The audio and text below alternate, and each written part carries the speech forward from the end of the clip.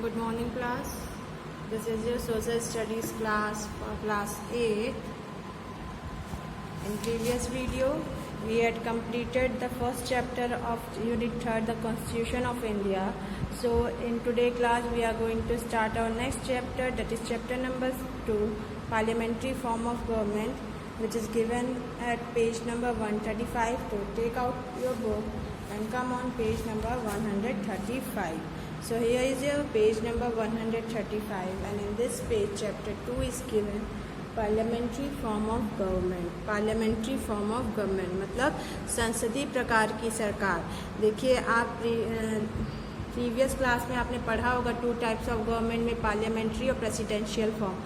तो parliamentary form of government में क्या होता है, उसका हेड जो होता है प्राइम मिनिस्टर होता है, और प्रेसिडेंशियल फॉर्म ऑफ गवर्नमेंट में क्या होता है, उसका हेड प्रेसिडेंट होता है। ठीक है, तो यहाँ पे पार्लियामेंट्री फॉर्म ऑफ गवर्नमेंट किस तरीके से होती है, कैसे सारे काम होते हैं, इस चीज़ों के बारे में हम यहाँ स्टडी करेंगे। ठीक है, तो देखिए क्या है, the term parliament is derived from the French Parle which means speech, talk, debate and conversation, and suffix mean denotes result, product और मीन्स ऑफ एक्शन। पार्लियामेंट शब्द जो है वो फ्रेंच शब्द से लिया गया है, जिसमें फर्स्ट वर्ड है पार्ले, जिसका मतलब ये होता है बोलना, कहना या किसी चीज़ पे बहस करना, तर्क वितर्क करना। ठीक है, ये ऑमेंट मतलब क्या होता है, जो रिजल्ट निकलता है उससे, जो उसका फाइनल जो रिजल्ट आता है, प्रोडक्ट आता है, उस चीज़ पे उसका मतलब होता है। ठीक है, तो क्या है, parliament is the supreme representative authority of the people, it is the national forum of public opinion.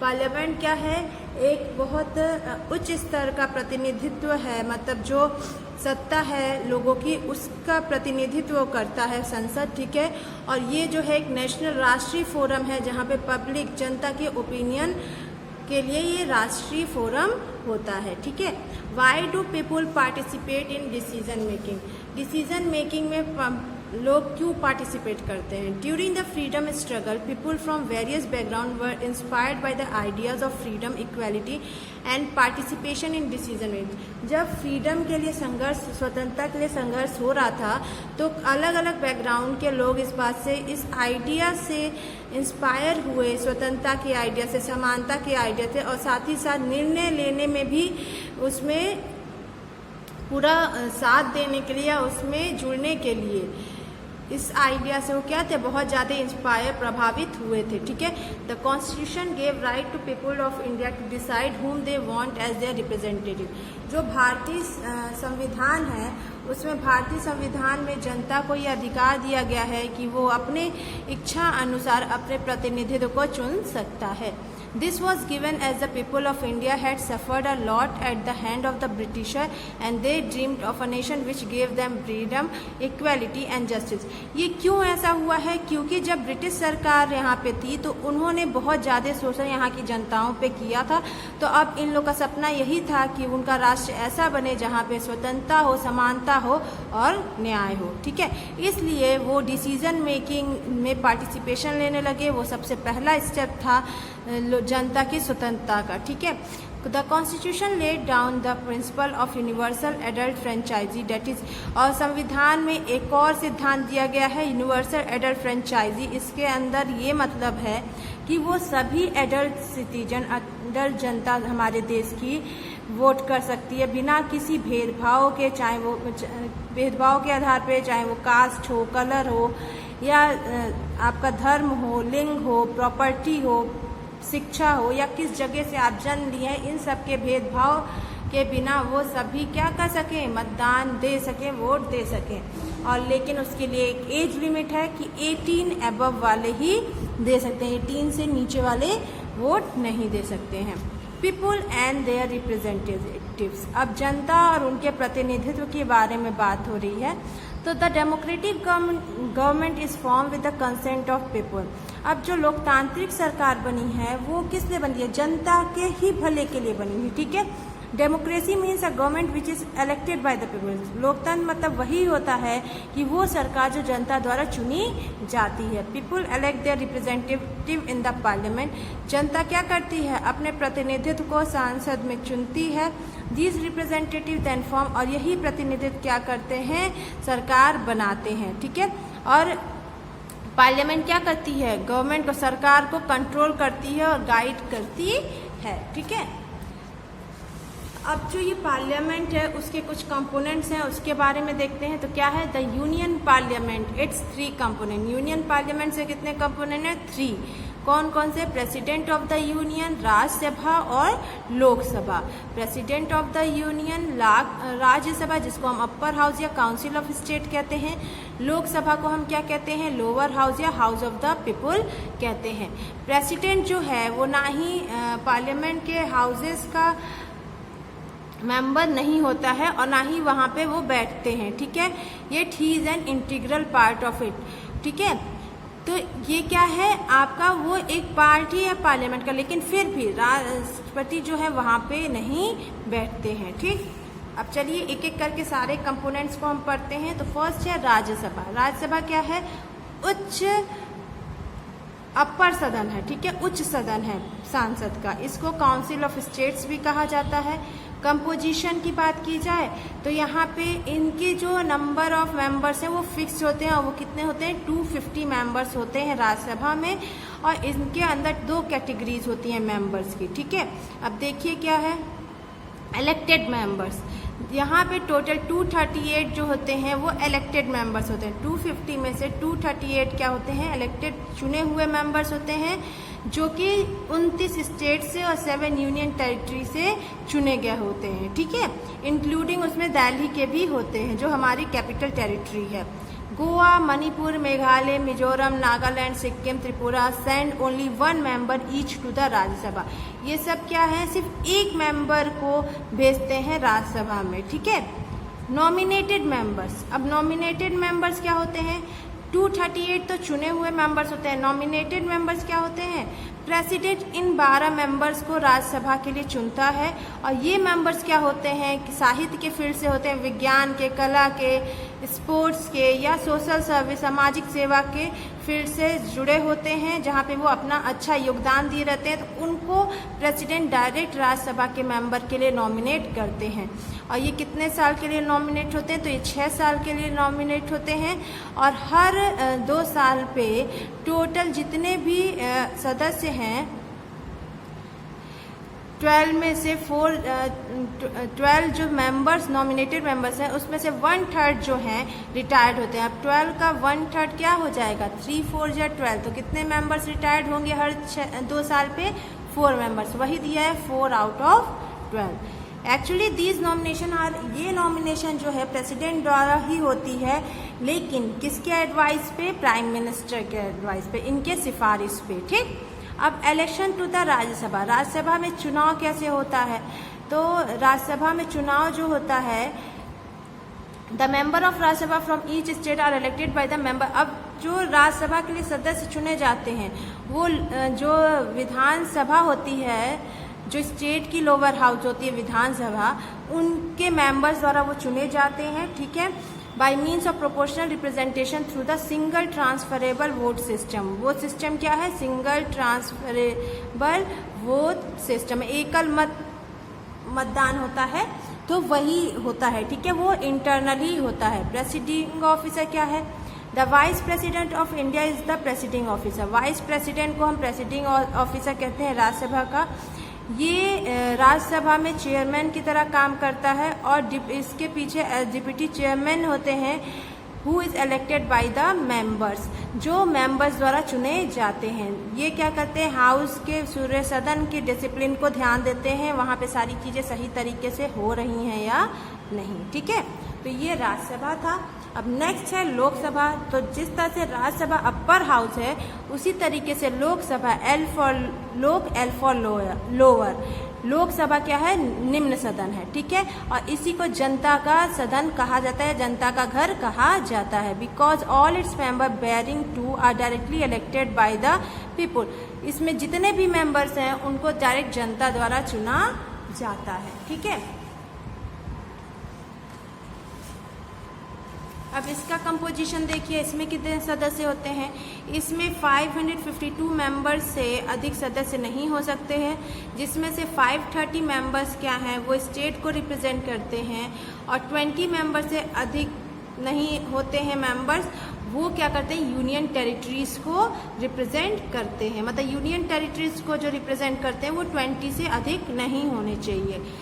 जो रिमेनिंग 2 मेंबर्स हैं वो जो होते हैं प्रेसिडेंट द्वारा चुने जाते हैं एंग्लो इंडियन कम्युनिटी से, ठीक है।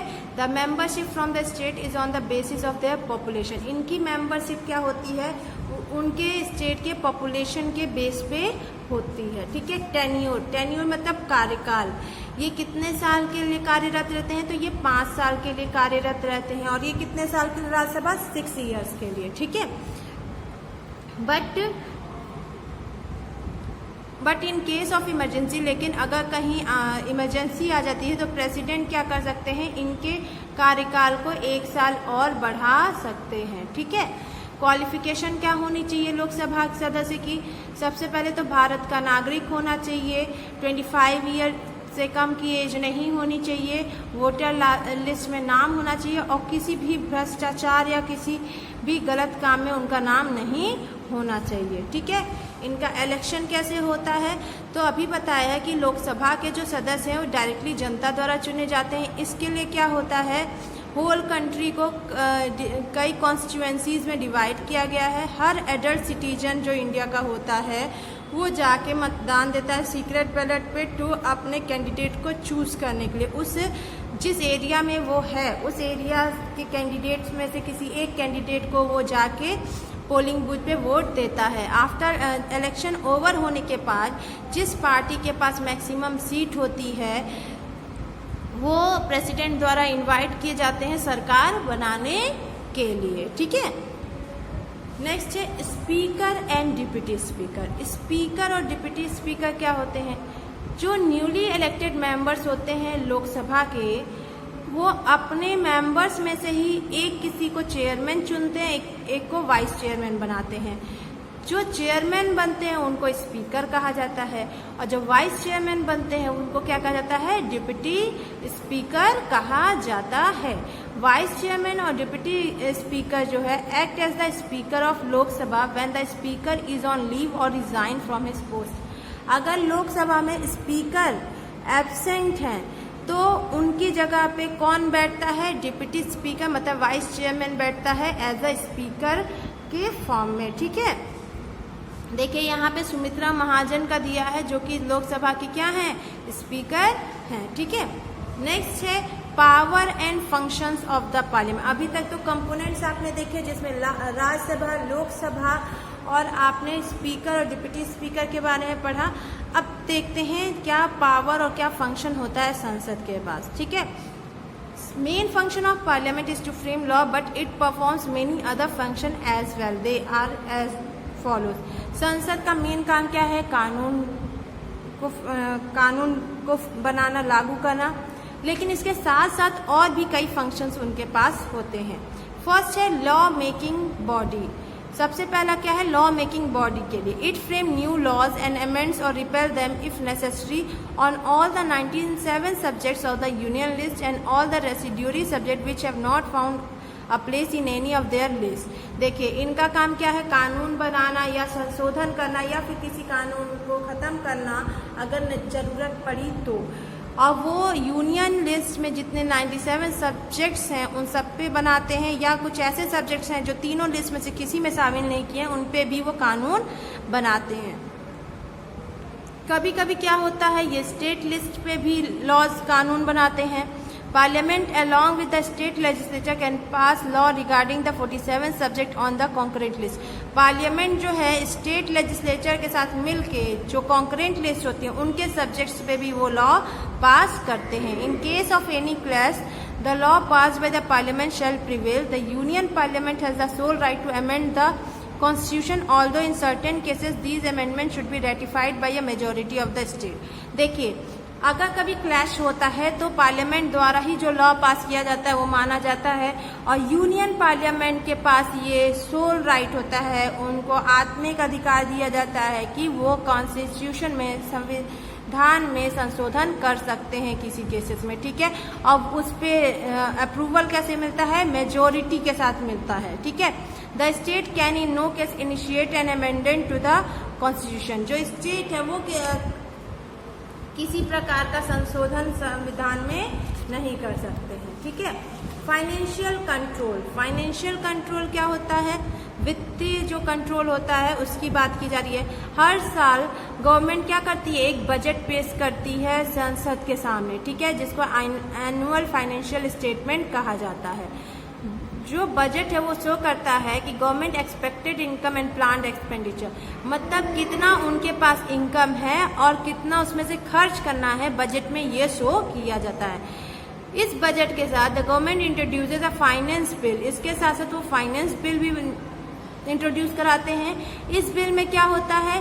प्रपोजल होता है नए टैक्सेस का, और कुछ टैक्सेस हैं जो पहले से हैं उसमें कुछ चेंजेस लाने के, जिससे वो गवर्नमेंट के प्लान जो हैं वो कंप्लीट हो सके। If this proposal fail to get the parliament approval, अगर ये प्रपोजल को सांसद का अप्रूवल नहीं मिलता है तो सरकार क्या कर सकती है? रिजाइन कर सकती है। ठीक है।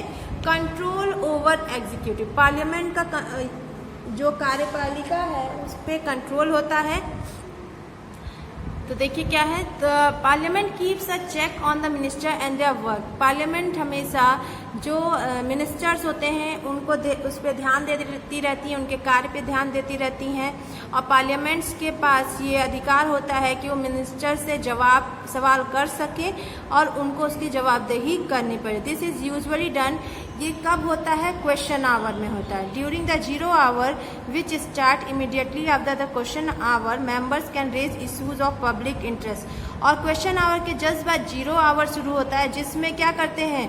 जो मेंबर्स होते हैं वो जनता से रिलेटेड समस्याओं का, उनकी बातों को, इश्यूज को, उनका मुद्दा उठाते हैं। If it is not satisfied with the functioning of the minister, the Lok Sabha can pass a vote of no confidence, अगर वो मिनिस्टर्स के कार्य से संतुष्ट नहीं है तो क्या कर सकते हैं? वो this is pass to remove the government from power, तो उनके पास ये पावर होता है कि उस सरकार को वो हटा सकते हैं। ठीक है। अगर उनके जवाबदेही से वो संतुष्ट नहीं है तो उनके खिलाफ वो कदम उठा सकते हैं। ठीक है।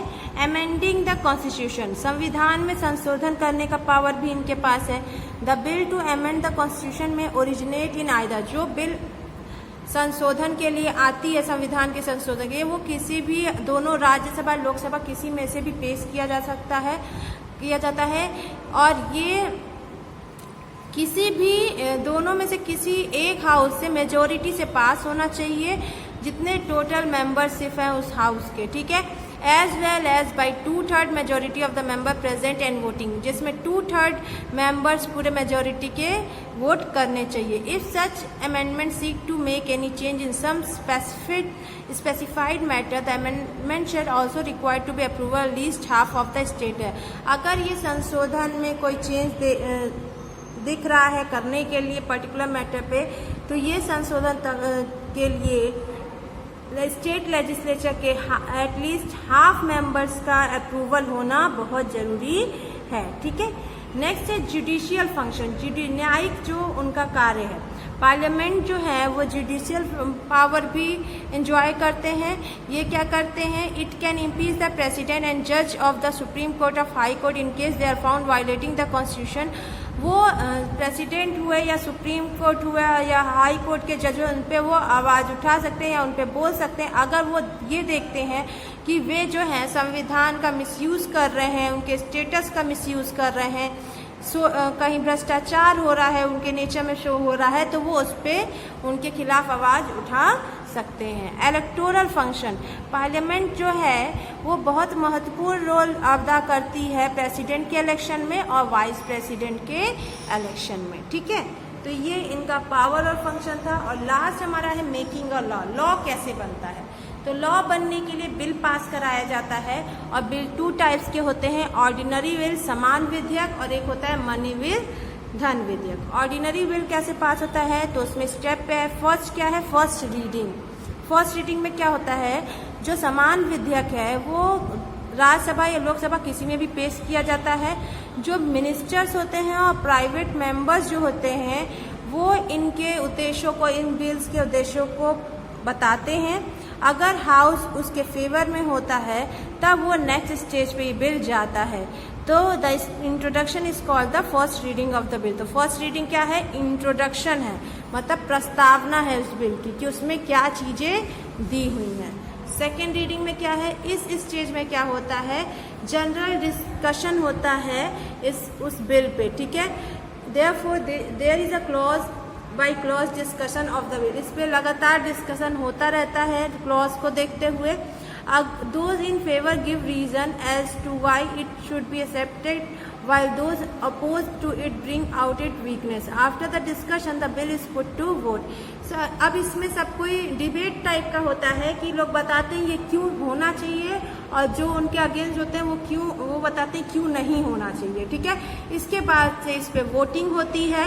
Some time a bill is send to a select committee after the general discussion for careful study. कभी कभी क्या होता है, वो बिल जो है सेलेक्ट एक कमिटी बनाई जाती है जिनके पास जनरल डिस्कशन के लिए भेजा जाता है ताकि वो उसको और ध्यान से उस पर स्टडी कर सके। जो रिपोर्ट सबमिट की जाती है कमिटी की वो हाउस में डिस्कस्ड होती है। Then a clause by clause discussion take place which is followed by voting session. उसके बाद से उस बिल पे डिस्कशन होता है लगातार, उस पे वोटिंग होती है, ठीक है। मीन्स ये है कि सेकेंड रीडिंग में डिस्कशन होता है और वोटिंग होता है। थर्ड रीडिंग क्या है? The bill as a whole is put to vote at this stage. Third reading में वोटिंग होता है। Minor mistake if any are rectified and it is passed by a simple majority. अगर कोई छोटी मोटी गलती है तो उसको सही किया जाता है, उसको सिंपल मेजोरिटी से पास कर दिया जाता है। After the bill is passed by one house, अगर बिल एक सदन से पास हो जाती है तो वो दूसरे सदन में जाती है। सपोज लोकसभा से पास होगी तो वो राज्यसभा में जाएगी। तो बिल क्या है? बिल जो है सेम स्टेज से दूसरे हाउस में भी पास होती है, मतलब फिर वो राज्यसभा में भी उस पर डिस्कशन होता है, इंट्रोडक्शन होता है, डिस्कशन होता है, वोटिंग होती है। अब अगर वो दोनों हाउसेस से पास हो गई, ठीक है, तब वो किसके पास जाती है? प्रेसिडेंट के पास। उसको राष्ट्रपति के पास भेजा जाता है अप्रूवल के लिए, ठीक है। थर्ड है प्रेसिडेंट एसेंट। अगर प्रेसिडेंट इसको क्या कर देते हैं, इसको अप्रूवल दे देते हैं तो बिल क्या बन जाता है? एक्ट बन जाता है। वो बिल क्या हो जाता है? लॉ बन जाता है। President can withhold his or assent and can return the bill to the house for reconsider. अगर प्रेसिडेंट चाहे तो वो इस बिल को वापस कर सकता है फिर से उसमें संशोधन करने के लिए। If the bill is pass with or without the amendment after such reconsideration the president can not withhold assent to the bill. In case of disagreement between the two houses, the deadlock is resolved by a joint session of two houses which is presided over by the speaker. अगर bill pass किया जाता है किसी संशोधन के, ठीक है, बिना किसी संशोधन के, तो प्रेसिडेंट क्या कर सकते हैं? वो उस बिल को पास नहीं कर सकते हैं। और अगर दोनों हाउसेस में, राज्यसभा और लोकसभा में, इसके प्रति किसी प्रकार का मतभेद है तो एक ज्वाइंट सेशन बुलाया जाता है जहां पे उनकी सुनवाई किसके सामने होती है? स्पीकर के सामने होती है, ठीक है। और वो मीटिंग कौन देखता है? स्पीकर के हेड में होता है। लास्ट, तो इस तरीके से आपका क्या बनता है? ऑर्डिनरी बिल जो है एक लॉ बनता है। नेक्स्ट है मनी बिल। तो no money bill can introduce without a prior permission of the president. कोई भी मनी बिल आप प्रेसिडेंट के परमिशन के बिना नहीं इंट्रोड्यूस करा सकते हैं। In case of money bill Rajya Sabha has been given virtually no power. इस मनी बिल में राज्यसभा के पास कोई पावर नहीं होता है। मनी बिल कहाँ होता है? लोकसभा में पेश किया जाता है। जब मनी बिल लोकसभा से पास हो जाता है तो Rajya Sabha has no power whatever to make a change in its against will of the Lok Sabha. तो राज्यसभा के पास कोई ऐसा पावर नहीं होता है कि वो इस बिल में कोई चेंज कर सके जो लोकसभा से पास हो चुका है। It can at the most delay a money bill bye sitting over it for 14 days. Rajya Sabha में वो बिल जाता है तो वो उनको 14 डेज के अंदर वो बिल जो होता है पास करना पड़ता है, ठीक है।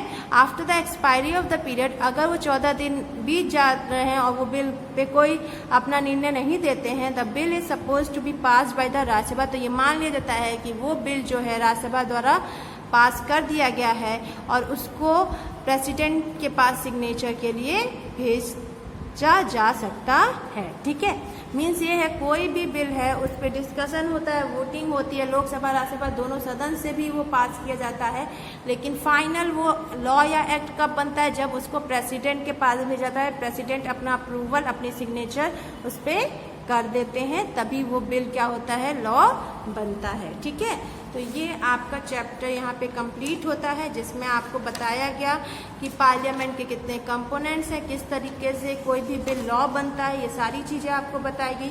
होप कि आपको सारी चीज़ें समझ में आई होंगी। इससे रिलेटेड जो भी आपका एक्सरसाइज है वो आपके व्हाट्सएप ग्रुप पे सेंड हो जाएगा, आप वहाँ से इसका वर्क कंप्लीट कर लीजिएगा। ठीक है, वो PDF के फॉर्म में आपके ग्रुप पे जाएगा। आज की क्लास में यहीं ओवर करती हूँ। Thank you.